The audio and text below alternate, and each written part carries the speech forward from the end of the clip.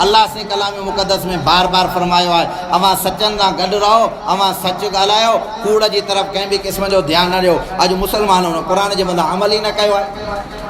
असांजे कारोबार जे अंदरि कूड़ आहे, असां मस्जिदनि में निमाज़ पढ़णु अचूं था, असांजे ओताकुनि जे अंदरि कूड़ आहे, असांजी महफ़िलुनि जे अंदरि कूड़ आहे, असां घर जे अंदरि पंहिंजे आलो अयाल खे कूड़ ॻाल्हाईंदा।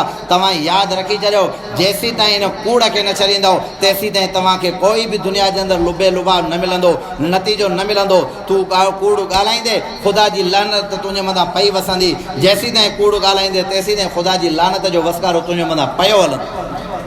ॻाल्हि सम्झ में आई आहे? जॾहिं मुसलमान जो उरूज हुयो, जॾहिं मुसलमान जो नालो हुयो, जॾहिं मुसलमान अल्लाह जे रसूल जे हुक्म जे मुताबिक़ ज़िंदगी गुज़ारींदा, तॾहिं मुसलमान जूं मिसालूं लिखी वेंदियूं। हिन बर्रे सगीर जे अंदरि हिकु प्लाट जे मथां तनाज़ो हुयो। तनाज़े जो मतिलबु आहे झगड़ो हुयो। हिकिड़ा माण्हू चवनि पिया हीउ प्लाट असांजो आहे, उहे हिंदू बिरादरी सां तालुक़ु रखण वारा। हिकिड़ा हुया मुसलमान, उन्हनि चयो त हीउ प्लाट असांजो आहे, उहे इस्लाम जे क़बीले सां तालुक़ु रखण वारा हुया। हिननि जो झगड़ो वधियो, हेॾां लखा माण्हू जेके मुसलमान थिया, हेॾां लखे हिंदू निकिरी आया। तंहिं टाइम में अंग्रेज़ जी बादशाही हुई, अंग्रेज़नि खे इहा ॻाल्हि महसूस थी हाणे जेकॾहिं हीअ जंग थी वई त मुसलमान ऐं हिंदू हज़ारनि ऐं लखनि जी तादाद में विढ़ंदा मरंदा। इहो केस अची करे कोर्ट में पहुतो त हीउ प्लाट जे मथां तनाज़ो आहे। वाणियुनि खां पुछा कयूं तव्हां प्लाट खे छा कंदव? चई इन जॻह ते असां मंदरु ठाराईंदासीं। मुसलमाननि खां पुछा कयूं तव्हां छा कंदव? चई इन जाइ ते असां मस्जिद ठाराईंदासीं। हाणे वाणियुनि जी दावा हुई असां मंदरु ठाराईंदासीं, हिंदू चवनि पिया हिंदू वाणियुनि जी दावा असां मंदरु ठारायूं, मुसलमाननि चयो त असां मस्जिद ठाराईंदासीं।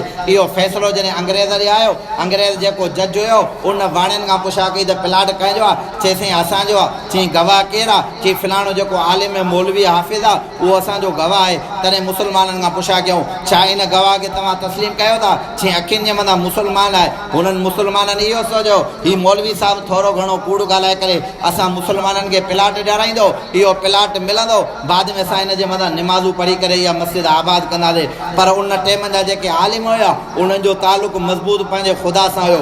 उन्हनि चयो हीउ कंधु वञिणो आहे, भली हलियो वञे, पर कूड़ कंहिं क़िस्म जो न आहे ॻाल्हाइणो।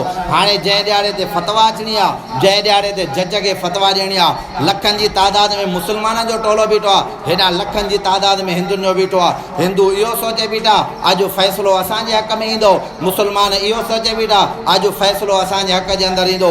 हाणे ॿिन्ही लखनि तादाद जेके हुया हिंदू ऐं मुसलमान, उन्हनि जूं नज़रूं हिकु आलिम जी तरफ़ हुयूं। अॼु ही मौलाना ॾिसूं त कहिड़ी फतवा ॾिए थो, असांजी जंग जेका खटियूं था या हारायूं था। जॾहिं उन आलिम सगोरे खे घुरायो वियो, उन अंग्रेज़ पुछा कई हिन प्लाट जे मथां तनाज़ो आहे, तूं ॿुधाए इहो प्लाट कंहिंजो आहे?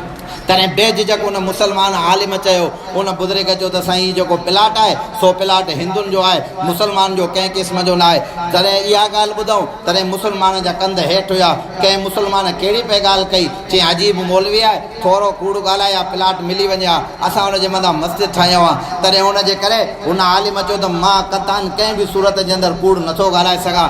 जॾहिं ॿाहिरि निकितो उन्हनि हिंदुनि उन्हनि मुसलमान जी सचाई खे ॾिसी करे उनखे चऊं साईं कल्म पंहिंजो हथु ॿाहिरि कढो।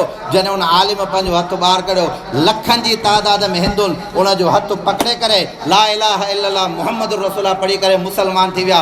त जंहिं नबी जे उम्मती में अहिड़ा सचार माण्हू हूंदा त असां ॿिए मज़हब जे अंदरि ज़िंदगी न गुज़ारींदासीं। साॻे प्लाट ते असां मस्जिद तामीर कंदासीं, अलाह जो घर ठाहे करे निमाज़ पढ़ंदासीं। फतह हर हमेशह हक़ जी थींदी आहे।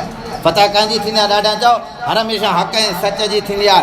कूड़ो इंसानु कॾहिं बि कामयाबु न थींदो आहे।